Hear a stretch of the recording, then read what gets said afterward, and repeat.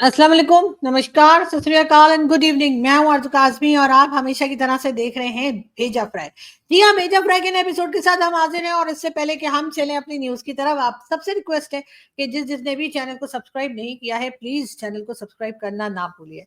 बहरहाल बात हम करेंगे आज पाकिस्तान की, और पाकिस्तान की बात हम ऐसे शुरू करेंगे कि जी आईएमएफ का एक और प्रोग्राम जो है, उसमें पाकिस्तान ने जाने की पूरी तैयारी कर ली है और कहा यही जा रहा है कि तकरीबन $7 बिलियन जो है वो पाकिस्तान को मिलेंगे। जी हाँ, उस पे बहुत शादियाने बजाए जा रहे हैं, बहुत खुशी महसूस की जा रही है। शहबाज शरीफ साहब जो कि प्राइम मिनिस्टर हैं आजकल पाकिस्तान के, उनका कहना ये है कि ये आईएमएफ का प्रोग्राम आखिरी प्रोग्राम होगा, मगर कैसे ये नहीं बताया उन्होंने कि क्या आईएमएफ में दोबारा हम जाएंगे नहीं पैसा मांगने, या आईएमएफ वालों ने कह दिया है कि भाई दोबारा मत आना। लेकिन जो कुछ भी है, कुछ ना कुछ गड़बड़ तो जरूर है, इसलिए कि आईएमएफ का ये आखिरी प्रोग्राम है। ये तो एक ऐसा जोक है जो कि यकीनन जो भी सुनेगा वो हंस हंस के पागल हो जाएगा। लेकिन बहरहाल पाकिस्तान में जैसा हमेशा कहा जाता है, अभी से नहीं, जिस वक्त नवाज शरीफ साहब की गवर्नमेंट थी, पहली गवर्नमेंट नवाज शरीफ साहब की थी, और उसके बाद कई गवर्नमेंट्स आई, हर गवर्नमेंट ने पाकिस्तान की आकर यही कहा कि जी हमने कशकोल तोड़ दिया है और अब हम जी किसी से पैसा नहीं मांगेंगे, ना सिर्फ आईएमएफ बल्कि world bank, Saudi Arabia, China, सभी के लिए ये कहा गया कि जी अब हम किसी से भी पैसा नहीं मांगेंगे और हमने कशकोल तोड़ दिया। लेकिन ऐसा हो नहीं सका। हर बार हमने देखा कि जब भी कोई नई गवर्नमेंट आई, वो पहले से भी ज्यादा जोर और शोर के साथ, सऊदी अरब हो, चाहे दूसरी गल्फ कंट्रीज हो, चाहे आईएमएफ हो, चाहे वर्ल्ड बैंक हो, चाहे चाइना हो, हर एक के पास पहुंचे और हाथ जोड़कर पैसा ही मांगा। और उसके बाद हम कहते हैं कि जी हम तो न्यूक्लियर पावर है, न जाने लोग हमारी इज्जत क्यों नहीं करते। हालांकि उनको तो चाहिए कि अगर हम न्यूक्लियर पावर है तो वो हमारे आगे खुद ही पेश हो और हमें आगे बढ़ बढ़ कर पैसा दे। लेकिन ऐसा नहीं होता। यहाँ तक कि ओआईसी जो कि इस्लामिक कंट्रीज का एक ग्रुप है, उन्होंने भी पाकिस्तान को कभी सच न्यूक्लियर पावर होने की वजह से लिफ्ट नहीं करवाई। वरना होना तो ये चाहिए था कि इतनी सारी इस्लामिक स्टेट्स हैं, अगर वो मिलकर, उनमें से भी काफी ज्यादा स्टेट्स ऐसी हैं जिनके पास पैसा है बहुत, अगर वो स्टेट्स चाहती हैं और इस्लामिक कंट्रीज मिलके, गल्फ कंट्रीज मिलके अगर चाहती, तो वो पाकिस्तान के ऊपर चढ़ा हुआ कर्जा जो है वो मिनटों में दिया जा सकता है। अगर चाइना चाहे तो चाइना भी पाकिस्तान के ऊपर जो कर्जा है वो दे दे, इसलिए कि वो तो हमारा, आप जानते ही हैं कि समंदर से गहरा, आसमानों से ऊंचा, पहाड़ों से ऊंचा और न जाने किस किस चीज से मीठा हमारा दोस्त है। लेकिन वो हमें जो है वो बिल्कुल भी पैसा नहीं दे रहा, और इस तरह से तो खैर बिल्कुल भी नहीं दे रहा कि अब वो ठीक है, हम उसे प्रोजेक्ट प्रोजेक्ट के नाम पे अगर हम उससे कुछ पैसा घसीट लेते हैं तो वो एक अलग बात है। लेकिन हमारा कर्जा उतारने के लिए, हमारे प्रॉब्लम सॉल्व करने के लिए चाइना हमें कहता है टाटा टाटा बाय बाय, और यही कहते कहते जो है हमने देखा कि वो आगे बढ़ जाते हैं, लेकिन हमारा प्रॉब्लम जो है वो वहीं के वहीं रहते हैं। अगर हम बात करें, एक बार फिर आईएमएफ प्रोग्राम में चले गए हैं, लेकिन हमारे खर्चे जो हैं वो उसी तरह से अपनी जगह पर कायम है। यानी जो हमारे मिनिस्टर्स हैं, उनके लिए वही बड़ी बड़ी गाड़ियां और उनके आगे फ्लैग लगा हुआ, उनके खर्चे, उनके टूर्स, डिफरेंट कंट्रीज में वो लोग जाते हैं, वहां के लिए जी टिकट होना चाहिए। वैसे ये तो उन्होंने कहा है शहबाज शरीफ साहब ने कि जी अब जो भी गवर्नमेंट ऑफिशियल कहीं जाएगा तो उसने इकोनॉमी में ट्रेवल करना होगा। लेकिन इकोनॉमी में ही क्यों ट्रेवल करना होगा सर? आप ये कहिए कि जो भी गवर्नमेंट ऑफिशियल्स कहीं भी टूर करने जाएगा या विजिट करने जाएगा, तो वो टिकट वो खुद खरीदेगा, अपना भी अपनी फैमिली का भी। ये ऐसे नहीं होगा जैसे पहले होता रहा है कि जी ना सिर्फ उनका अपना टिकट बल्कि पूरी फैमिली के लिए जो टिकट है वो आम आदमी, मेरे जैसे जो आम लोग हैं, उनके पैसे से वो टिकट खरीदा जाएगा। बहरहाल अभी तक तो ऐसा ही चल रहा है। शहबाज शरीफ साहब के दावे जो हैं वो सिर्फ और सिर्फ दावे की हद तक ही नजर आते हैं। लेकिन ये जरूर है कि आईएमएफ के लिए उन्होंने बड़ा जोरों शोर से ऐलान किया है, और उनका कहना ये है कि जी आईएमएफ से ये हमारा आखिरी लोन है। अब पता नहीं आईएमएफ वाले कुछ बता नहीं रहे, मेरा ख्याल है ये सारी बातें सुनकर यकीनन वो बेहोश हो गए होंगे, और जब उनको होश आएगा और जब वो अपने हवासों में वापस आएंगे, सेंसेस उनके वापस आएंगे, तब वो कहेंगे हैं कि पाकिस्तान के प्राइम मिनिस्टर ने क्या बात की थी, कि ये प्रोग्राम आखिरी प्रोग्राम है, क्या हो गया, क्या उसके बाद आईएमएफ का ऑफिस बंद होने लगा है, या फिर आईएमएफ वाले जो हैं उन्होंने कहा है कि जी इतना पैसा पाकिस्तान को हम दे चुके हैं कि इतना पैसा तो मुकेश अंबानी के बेटे की शादी में खर्चा नहीं हुआ था, जितना पैसा हमने दे दिया अभी तक आईएमएफ के नाम पर, या आईएमएफ से जो है पाकिस्तान को दिया गया है लोन के नाम पर। लेकिन बहरहाल देखते हैं कि इस बार शहबाज शरीफ साहब का ये दावा कहां तक सही साबित होता है। लेकिन खैर बात अगर हम करें मुकेश अंबानी जी के बेटे अनंत अंबानी की शादी की, तो वो तो आपके साथ हमने पहले भी जैसे बात की थी कि अब तो शादी का जो इन्विटेशन कार्ड है वो तक जी 7 लाख इंडियन रुपीज में बना, यानी एक एक गेस्ट को जो कार्ड गया वो 7 लाख, वो उसके ऊपर जी हरिमोहन जी तो कहते हैं बड़ी नॉर्मल सी बात है।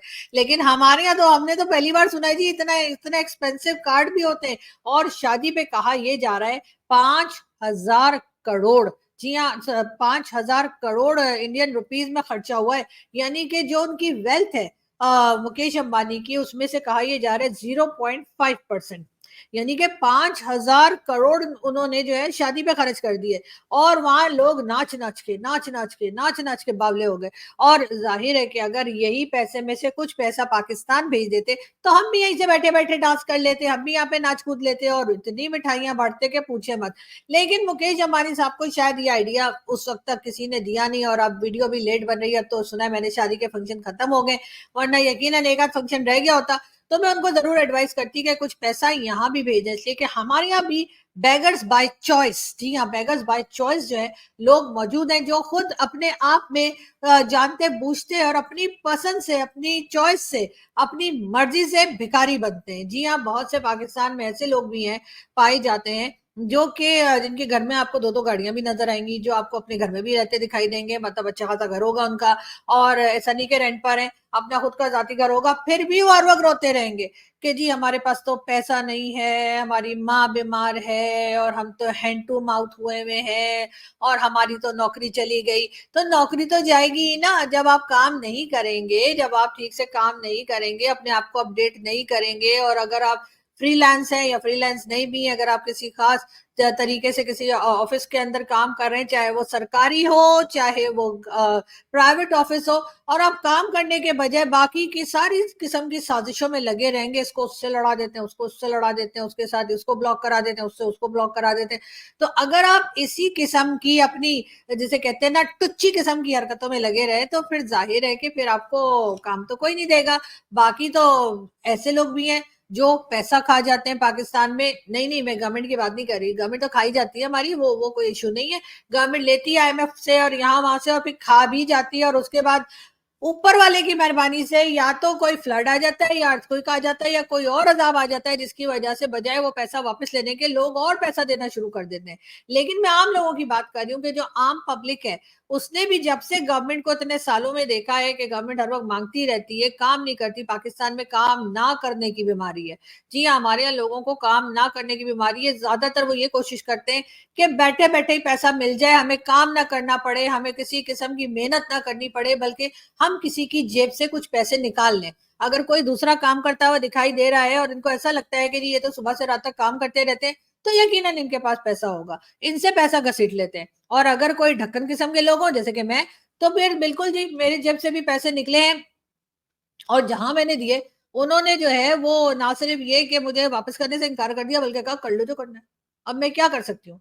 ज्यादा यही कर सकती हूँ कि जी जो बैंक के थ्रू क्योंकि पैसा ट्रांसफर हुआ है, तो वो डिटेल्स जो है वो सोशल मीडिया पे लगा दूं, उससे भी क्या होगा। इसलिए कि अगर उनको इतनी शर्म होती तो शायद मेरा पैसा वापस वैसे ही हो जाता। लेकिन बहरहाल मैं अपने पैसों की बात रोना लेके नहीं बैठी, मैं आपको ये बता रही हूँ कि एक माइंडसेट जो पाकिस्तानियों का बन चुका है, बड़े अफसोस की बात है।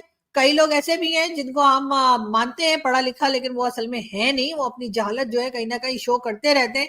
लेकिन बहरहाल हम उन्हें कहा यह जाता है कि जी ये तो बड़े पढ़े लिखे हैं, लेकिन होता ना ये है कि वो पढ़े लिखे नहीं है, बल्कि लोगों में हर जगह ये बात अब आम सी हो गई है कि आप किसी से भी मिलिए, चाहे आप उसको जानते हैं नहीं जानते हैं, कुछ ही टाइम पहले से जानते हैं, आप बहुत पुराना भी नहीं जानते, कुछ मंथ्स पहले आपकी मुलाकात हुई हो, या कुछ टाइम पहले आपने हेलो हाय की हो, या किसी को पुराना जानते हो। हर तरह के लोग जो हैं वो आपसे पैसा घसीटने की कोशिश करते हैं। वो ये नहीं सोचते कि भाई इन्होंने भी सुबह शाम मेहनत करके थोड़ा सा अपना घर चलाने के लिए कुछ कमाया है। नहीं, वो आपको ऐसी ऐसी कहानियां सुनाते हैं कि अगर आप मेरे जैसे ढक्कन हुए तो आप कहेंगे ओ चलो मदद कर देते हैं, और उसके बाद आप समझे वो पैसा गया, वो पैसा फिर वापस नहीं आता। और अगर आप वापस मांगते हैं तो वो लोग उल्टा आपको उल्टी सुल्टी सुनाते हैं। खैर, ये तो मैं कह रही हूँ कि बड़ा अच्छा आइडिया एक तरह से। पाकिस्तान को भी शायद यही करना चाहिए कि आईएमएफ से ले ले और वर्ल्ड बैंक से ले ले, चाइना से और हर किसी से पैसा ले ले, और जब वो पैसा वापस मांगे तो कह नहीं दे रहे, ले लो जो करना है कर लो। लेकिन ये एक अजीब सी हालत हो गई है पाकिस्तान की, जबकि जैद हामिद साहब और कई दूसरे लोग वो तो कहा करते थे कि जी 5 साल 6 साल पहले उन्होंने एक वीडियो में कहा था कि जी अगर अभी यही सिलसिला चलता रहा बड़ा अच्छा सा जो हमारा चल रहा है, तो जी 5 साल के बाद पाकिस्तान जो है वो सुपर पावर होगा। ये मैं नहीं कह रही, ये कह रहे हैं ज़ैद हामिद साहब, मैं आपको सुनवा देती हूँ। That we must rise to the occasion. इस पाकिस्तान की शानदार तकदीर लिखी हुई है, जिस तरह हमारे बुजुर्गों ने 1940 में तकदीर अपने हाथ से लिखी थी और 7 साल के बाद एक नामुमकिन को अचीव कर लिया। आज अगर हम अपनी तकदीर लिखने का फैसला कर लेते हैं ना, एक और हमें 1940 रेजोल्यूशन आज चाहिए, अब चाहिए और लीडरशिप भी चाहिए, लीडरशिप भी चाहिए कि 5 साल के बाद आप देखिएगा कि पाकिस्तानी चांद पे बैठे हुए होंगे, turn around, literally in 5 years we can be on the moon. हम पूरी दुनिया की फैसले पाकिस्तान से हो रहे होंगे। We'll be the superpower of the world in 5 years. I guarantee you. जी, तो उन्होंने कहा कि जी ये वीडियो कुछ ना करके भी 6 साल पुरानी है। और ज़ैद हामिद साहब का कहना ये था कि जी हम लोग जो हैं वो मून पर होंगे। खैर मून पे तो हम अभी भी हैं। अगर हम ठीक चीज़ हमें मिल जाए तो हम मून पर ही रहते हैं। लेकिन साथ उन्होंने ये भी कहा कि जी सारी दुनिया के फैसले पाकिस्तान से हो रहे होंगे, मतलब सारी दुनिया के फैसले पाकिस्तान से कैसे हो रहे होंगे, ये बात तो खैर उन्होंने एक्सप्लेन नहीं की। लेकिन हाँ, ये ज़रूर कहा कि जी हम वर्ल्ड पावर, सुपर पावर होंगे। जी हाँ, मतलब समझ में नहीं आता यार, फेंकते हम भी हैं, ठीक है ना? हमारी भी आदत है, पाकिस्तानियों में हर एक की आदत होती है, जितने 26 करोड़ जो लोग यहाँ रहते हैं, उन सबकी आदत है फेंकने की। लेकिन इतना तो फेंके ना कि अगला जो है वो उसको सह जाए, अगले को कुछ समझ आए कि हाँ जी इन्होंने फेंकी है। ये लंबी लंबी फेंकेंगे और उसके बाद सोचेंगे कि लोग हमारा बिलीव कर लेंगे। ऐसा नहीं होता सर, इतनी लंबी मत फेंकें कि लोग बिलीव ही ना कर सके। लेकिन बहरहाल बात हम कर रहे थे कशकोल की, बात हम कर रहे थे उसकी, उस कशकोल की जो हमारा हर लीडर आके कहता है कि जी हम तोड़ देंगे और हम उसे फेंक देंगे, तोड़ के फेंक देंगे, अब हम किसी से पैसा नहीं मांगेंगे। वैसे तो खैर अगर कोई भी आम कहना चाहिए आम लोग हों या फिर ऐसी कोई कंट्री हो जो नॉर्मल तरीके से बनी हो, नॉर्मल तरीके से चलती हो, तो वहां के लोग भी अगर नॉर्मल हो तो उनको यूजुअली किसी से पैसा मांगते हुए या पैसा लेते हुए या इस तरह की चीजें करते हुए शर्म आती है। और अगर कभी ले लें तो इसी परेशानी में रहते हैं कि आखिर हम वापस कैसे करेंगे और हमें जल्द से जल्द वापस करना है। लेकिन पाकिस्तान में ऐसा कुछ नहीं होता। पाकिस्तान में हर बार जो भी गवर्नमेंट आती है वो आके कहती है कि जी हम आईएमएफ से जो लोन ले रहे हैं वो आखिरी लोन है। आईएमएफ वाले भी हर बार हमारी बातों में आ जाते हैं। हर बार उनको लगता है कि हाँ, पाकिस्तान का प्राइम मिनिस्टर कह रहा है, पाकिस्तान का फॉरेन मिनिस्टर कह रहा है कि जी आखिरी बार लोन ले रहे हैं, तो फिर ठीक ही कह रहे होंगे। तो यही सोचकर वो हर बार पाकिस्तान को ये भरथैला जो है वो पैसा का पकड़ा देते हैं। और लास्ट टाइम तो हमने देखा भी था कि 1.1 बिलियन के लिए पाकिस्तान जो है खज्जल ख्वार हो रहा था, और दूसरी तरफ कहा यह जा रहा था कि जी अगला जो प्रोग्राम होगा हम कोशिश करेंगे कि $8 बिलियन ले लें, क्योंकि हमें ज्यादा पैसों की जरूरत है, बस वो आखिरी होगा। और उसके बाद खैर 8 तो नहीं लेकिन 7 तक हम आईएमएफ को तैयार करने में कामयाब हो गए। अब क्यों हो गए? यकीनन अमेरिका को पाकिस्तान से कोई काम होगा, क्या काम हो सकता है पता नहीं, हम तो कोई ढंग का काम करते नहीं, लेकिन फिर भी किसी ना किसी तरह का काम होगा जिसकी वजह से ये $7 बिलियन जो है वो आईएमएफ ने ओके करे हैं। लेकिन हम साथ साथ अगर बात कर रहे थे हम जी अनंत अंबानी की शादी की भी हम कह रहे थे, बहुत अच्छा फंक्शन था, बहुत सारे लोग आए थे। और जैसा आप लोगों ने देखा ऐश्वर्या राय भी थी, उनके साथ जो है वो अनिल कपूर भी थे और बहुत सारे एक्टर्स एक्ट्रेसेस थी। और क्योंकि मैं तो मूवीज बहुत देखा करती हूँ, तो इसलिए बहुत सारे एक्टर्स और बहुत सारे लोगों को देख के बहुत अच्छा लगा। सब लोग बड़े आम से लग रहे थे, वही जा रहे थे सुपरस्टार जो कभी शायद अपने फंक्शन में ऐसे घूमते होंगे, वो मुकेश अंबानी साहब की शादी में ऐसे, मतलब सॉरी अनंत अंबानी साहब की शादी में ऐसे ऐसे ऐसे घूम रहे थे। और लग यही रहा था कि आम सी जैसे फंक्शन होते हैं, हमारे यहाँ भी शादियों के फंक्शन ऐसे ही होते हैं कि हम लोग घूम रहे होते हैं और हमें बैठने की चेयर नहीं मिल रही होती। तो इसी तरीके से वहां पर भी शाहरुख खान सबके आगे आदाब आदाब करते घूम रहे थे और शाहरुख को भी चेयर वेयर नहीं मिल रही थी और नाचे जा रहे थे, नाचे जा रहे थे सब लोग। और ये बड़ा अच्छा लगा मुझे कि डांस पे डांस हुए चले जा रहे थे और बहुत ही अच्छा फंक्शन था, लेकिन बहुत महंगा फंक्शन था। लेकिन जैसे कि लोग कह रहे हैं कि भाई उनका पैसा था, उन्होंने उड़ा दिया।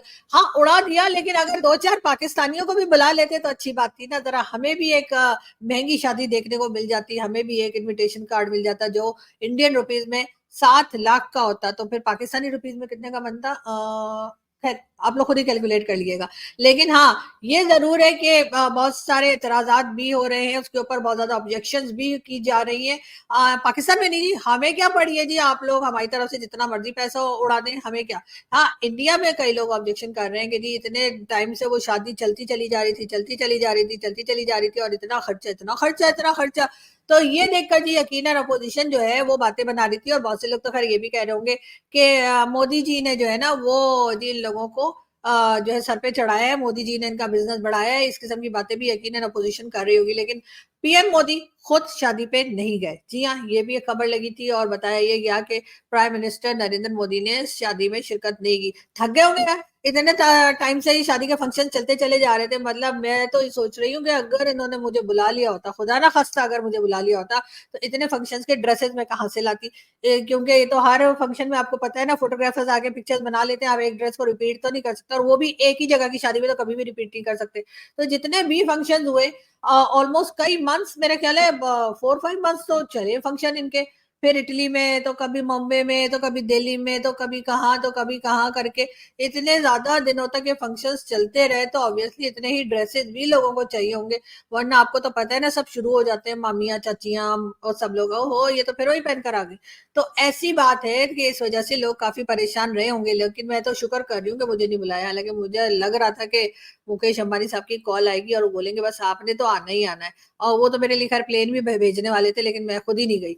लेकिन खैर कोई बात नहीं, इस तरह की चीजें तो होती रहती हैं, और फिर कभी देखा जाएगा, कोई और फंक्शन, कोई और फेस्टिवल होगा या कोई और चीज होगी भारत में, तो फिर सोचेंगे कि हमें आना है या नहीं आना है। वैसे तो फिलहाल हमें नहीं आना है, लेकिन बहरहाल देखते हैं। हाँ, हम आपको ये बताते चलें कि जी पाकिस्तान ने एक बार फिर मार्का मार लिया है, और एक बार फिर IMF के दर से हम पैसा ले आए हैं, और यानी कि भिखारी बाय चॉइस। जी हाँ, भिखारी बाय चॉइस मैं इसलिए कह रही हूँ कि हम खुद ही भिखारी बने हुए हैं। वरना अगर हम चाहें और हम काम करें ठीक से, हम अपने यहाँ लोगों को हर टैक्स वैक्स का तो बता ही रहे हैं, लेकिन वो जो बड़े लोग हैं उनसे टैक्स लिया जाए। उसके साथ साथ पाकिस्तान जो है वो ट्रेड ओपन करे, ना सिर्फ भारत के साथ बल्कि बाकी सारी दुनिया के लिए भी। हम कुछ बनाएंगे तो हम बेचेंगे ना, हम कुछ बना ही नहीं रहे सिवाय बेवकूफ बनाने के। तो अगर हम कुछ बनाना शुरू करें, हमारे यहाँ जो है एनर्जी सेक्टर में जो प्रॉब्लम्स हैं, उस एनर्जी सेक्टर को थोड़ा ठीक किया जाए। क्योंकि लोग ये कह रहे हैं कि जी अगर हमारे पास इलेक्ट्रिसिटी ही नहीं होगी तो हम सामान अपना कैसे तैयार करेंगे किसी भी तरह की ट्रेड के लिए।